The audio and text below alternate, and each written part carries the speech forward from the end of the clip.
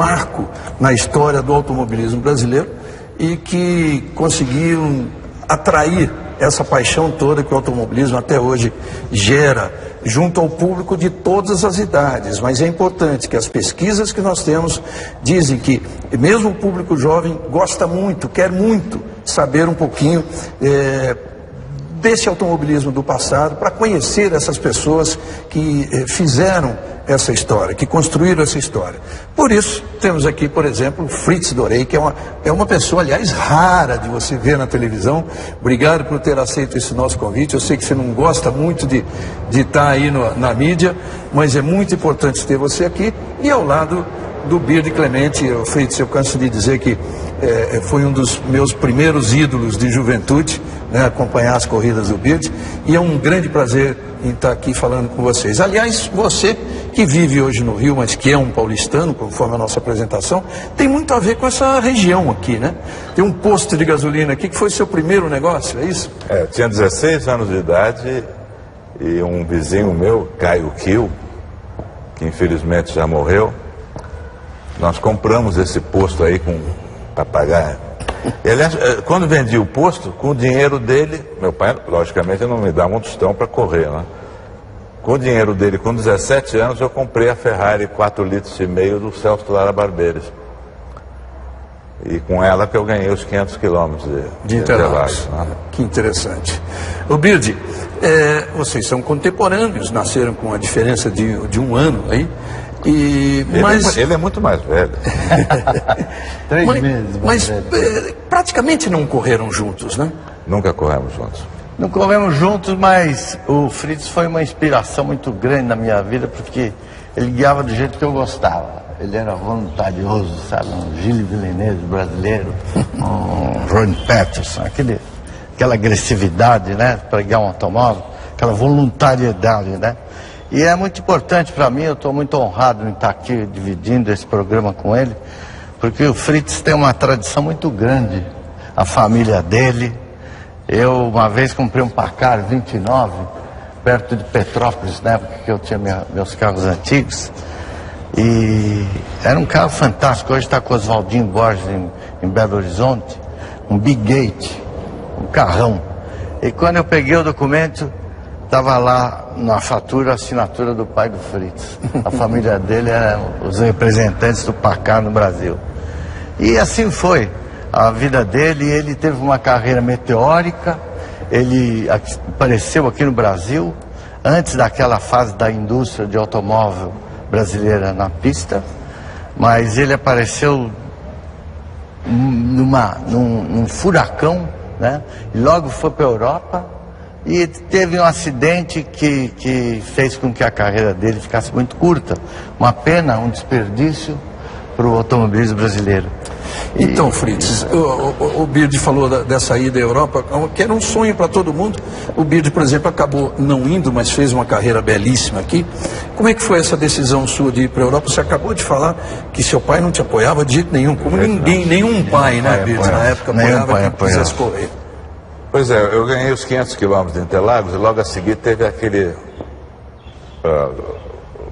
sul-americano que veio Froilán González, que era vice-campeão, tinha sido vice-campeão do mundo, os uruguaios, e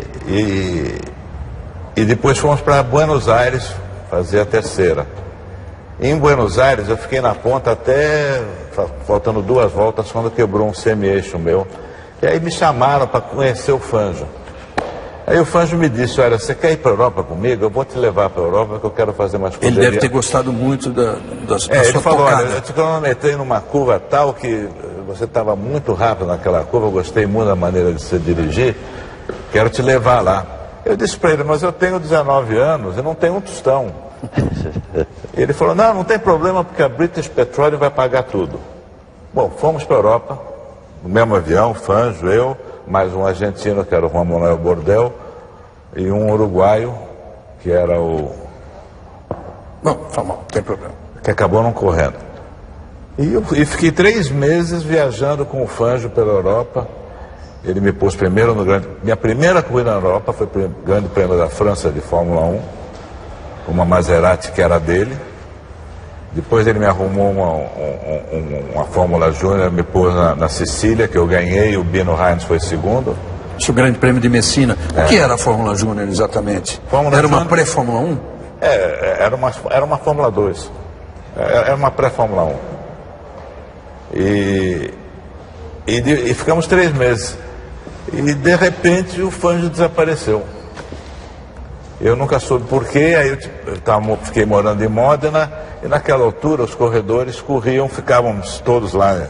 O centro automobilístico era Módena, na Itália. Aonde fica a Ferrari? Né? Não tinha os ingleses ainda. Os ingleses estavam começando a chegar. E os pilotos ficavam lá e eram chamados: ei, você quer fazer tal corrida? Porque tinha corrida quase todo fim de semana. Era Fórmula Júnior, era turismo, era Gran Turismo. Todos os corredores, mesmo os campeões de Fórmula 1, corriam todas as corridas. Quando eles chamavam, não pagavam nada? Não, era o prêmio de partesta que chamava. Prêmio de partesta. Dava a partida, metade era para eles, metade era para o piloto. Era assim, 300, 400 dólares, mas pagava-se hotel, a gente que pagava tudo, sim, hotel, sim, viagem. 300, 400 dólares naquela altura é 5 mil dólares de hoje. Né? 5 mil dólares de hoje. Né? Pelo menos. E com isso eu consegui viver. Depois eu tive meu desastre e parei de correr com 21 anos. E anos depois eu fui buscar o Fangio, nunca mais vi o Fangio, fui buscar o Fangio em Viracopos, que eu veio fazer uma visita. Fui até com um carro que era do Giorgio Moroni, que era uma Ferrari GTO. Uma Ferrari, aquela Ferrari GTO. E o Fangio veio comigo na Ferrari. Aí eu perguntei: poxa, Fangio, por que você me abandonou lá? Ele falou: teu pai não te contou? Eu falei: não. É que teu pai mandou recado por mim através do embaixador da Espanha, que tinha sido colega dele na escola lá na França, que ele não queria que você corresse de automóvel, que se você morresse ou tivesse um acidente, ele te matava. Ele mataria o Fangio. Aí eu cheguei em casa e falei: pai, por que o senhor falou com o Fangio? Falei: sim, senhor, graças a Deus, por causa disso é que você está vivo.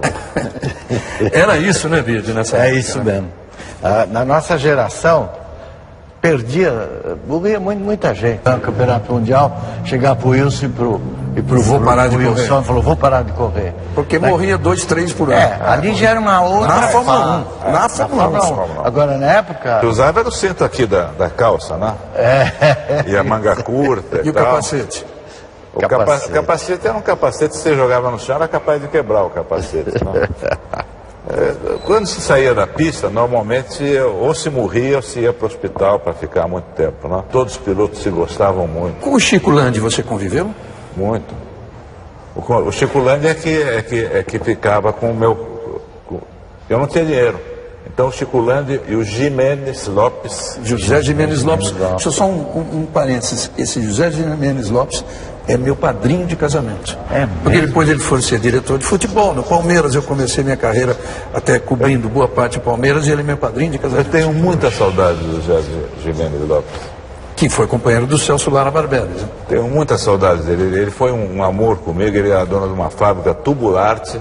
E o meu carro de corrida ficava lá. Ele pagava tudo, pneus, escuderia, tudo, fazia tudo. E era ele e o Chico Landi, né?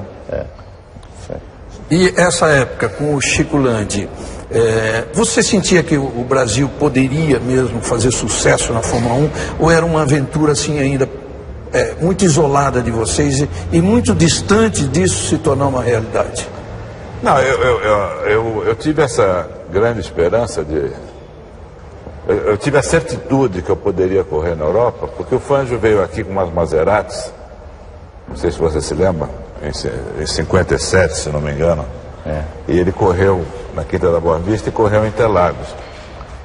E ele fazia, com o carro dele, ele fazia 3,53, 3,54. E uma vez eu peguei uma Ferrari Monza e andei lá e fiz 3,49. Falei: poxa, mas a Ferrari Monza é mais velha que essas Maseratis.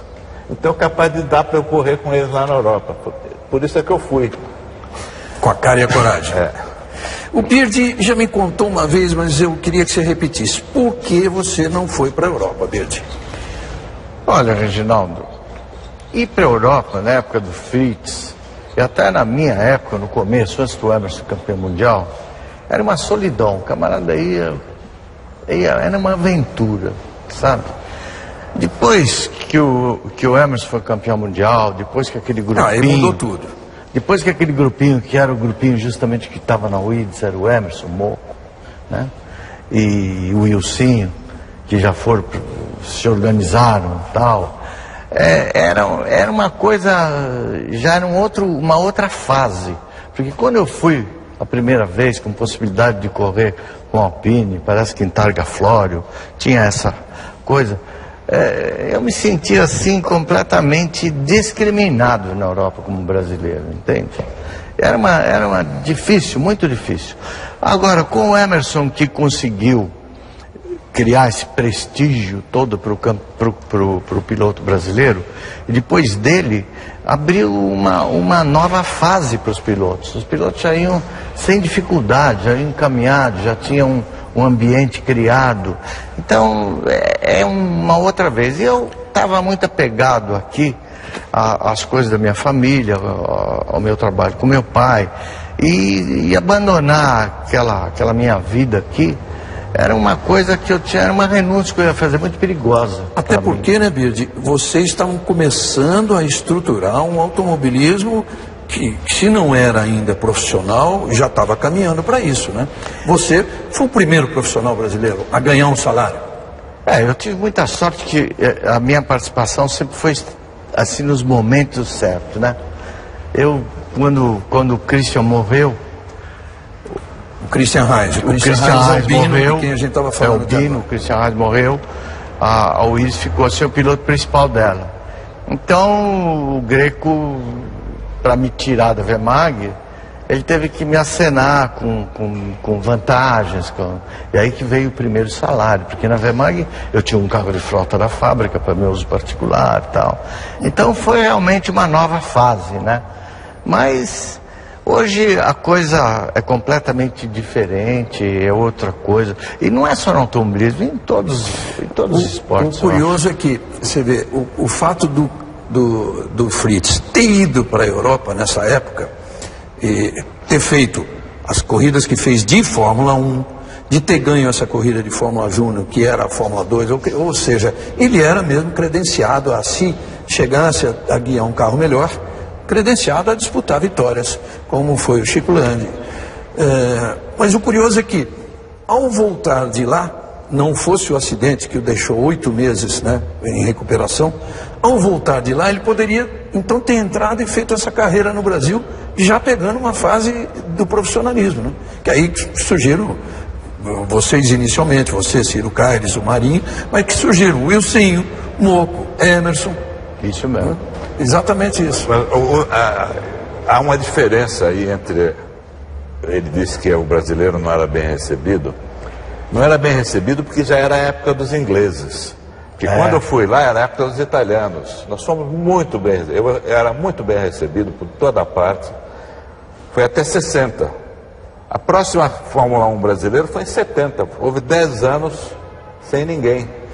Quando os ingleses tomaram conta de tudo. E os ingleses são aquela frieza, não é? Então eles não... O Eccleston, né, que era profissional, não quero nem dizer o que eu penso dele. Não, eu quero que você conte o episódio com ele, que o Wilsinho contou pra gente uma vez. Em 72, o Antônio Carlos Scavone, que era da Globo, me convida para ir assistir o Grande Prêmio da Inglaterra, que o Emerson ganhou com a Lotus. E no primeiro dia nós estávamos no estacionamento, o Wilsinho, o Moco, Carlos Patti, né, o Moco, e eu estava com uma máquina fotográfica, pus em cima de um carro que estava do lado. De repente vem um anãozinho ali e joga a minha máquina no chão. Eu fiquei furioso, fui lá, peguei ele no cangote assim. Aí levantou, né? Deve ter levantado com aquele tamanho dele. Aí ele falou, it's gonna scratch my car, vai arriscar meu carro. Aí o Wilsinho veio, apartou, falou, não, ele é meu amigo. Aí era o Bernie Eccleston, que era dono da Brabham, no qual o Ilceno estava correndo. O Bernie estava dando seus primeiros passos também para se tornar o que ele... Foi o único contato que eu tive no Bernie até agora, foi agarrando o cangote dele.